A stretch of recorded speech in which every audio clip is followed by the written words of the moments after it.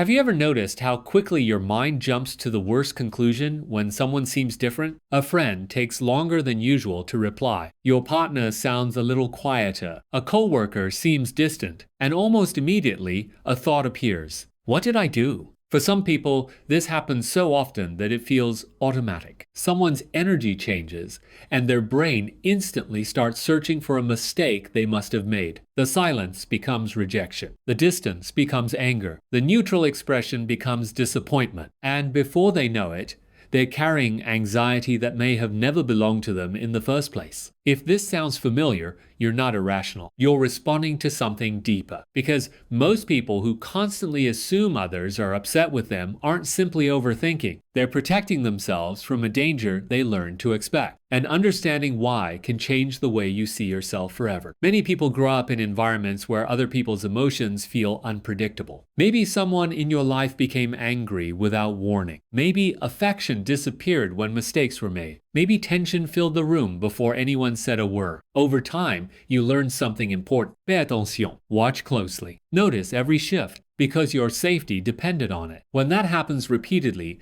the brain becomes incredibly skilled at detecting emotional changes. The problem is that this skill doesn't always turn off. Even years later, your nervous system may still be scanning every interaction for signs of danger. Not because danger is actually present, because your brain learned that staying alert was the safest thing to do. And what once protected you can eventually start exhausting you. Sometimes you're not reacting to the present moment. You're reacting to old experiences that taught you to expect rejection before it arrives. Imagine receiving a text that simply says, "Okay, nothing else." For one person, it's just a text. For another, it's a source of anxiety for the next 3 hours. Why?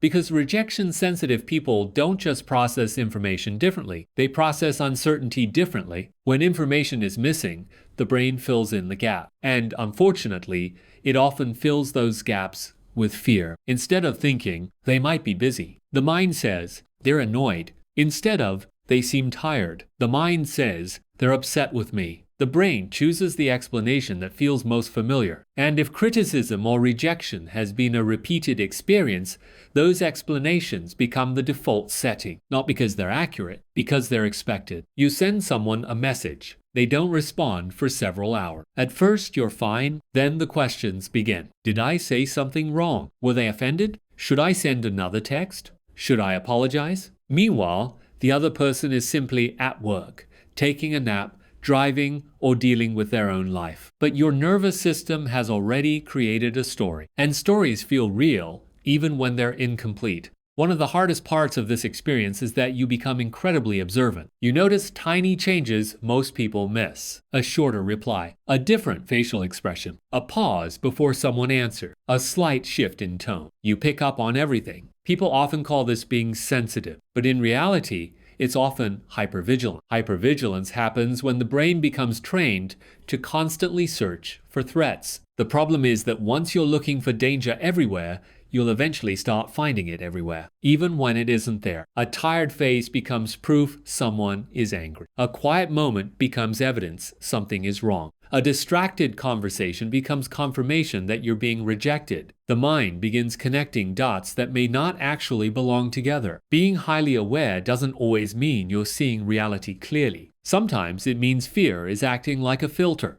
Most people think the fear is, what if they're mad at me? But that's rarely the deepest fear. Underneath that question is something much more emotional. What if they stop caring? What if I lose the connection? What if I disappoint them? What if they leave? What if I'm no longer important? This is why these situations feel so intense. Because the fear isn't really about one conversation. It's about losing belonging, losing acceptance, losing emotional safety. For someone with a sensitive nervous system, those possibilities can feel enormous. The brain treats them like emergencies. Even when no emergency exists, a friend cancels plans. Logically, you understand that people get busy. But emotionally, another voice appears. Maybe they're avoiding me. Maybe they don't enjoy being around me. Maybe I matter less than I thought. Within minutes, A simple schedule conflict becomes a threat to the relationship itself. That's how powerful these emotional patterns can be. This realization can be surprisingly difficult because when you've spent years monitoring everyone around you,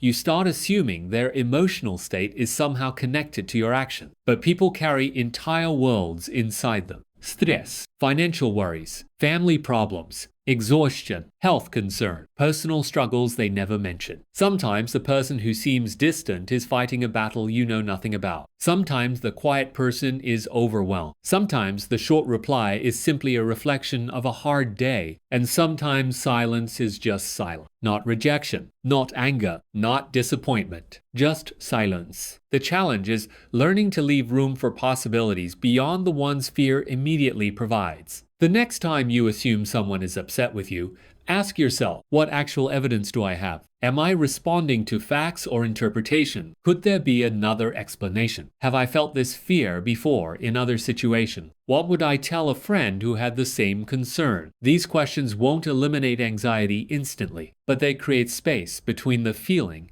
and the conclusion. And that space matters, because healing often begins there. If you constantly assume people are upset with you, it doesn't mean you're broken. It may mean you spent years trying to protect something important: your connection, your relationships, your sense of belonging. Your nervous system learned to watch for signs of rejection because rejection felt costly. But not every pause is anger. Not every change in energy is disappointment. Not every silence is a threat. Sometimes people are simply human. They're tired, distracted, 不许 carrying things you cannot see. And the more you learn to separate fear from reality, the more freedom you create for yourself. Because the goal isn't to stop caring what people think. The goal is to stop assuming the worst before you know the truth. And that single shift can change the way you experience every relationship in your life.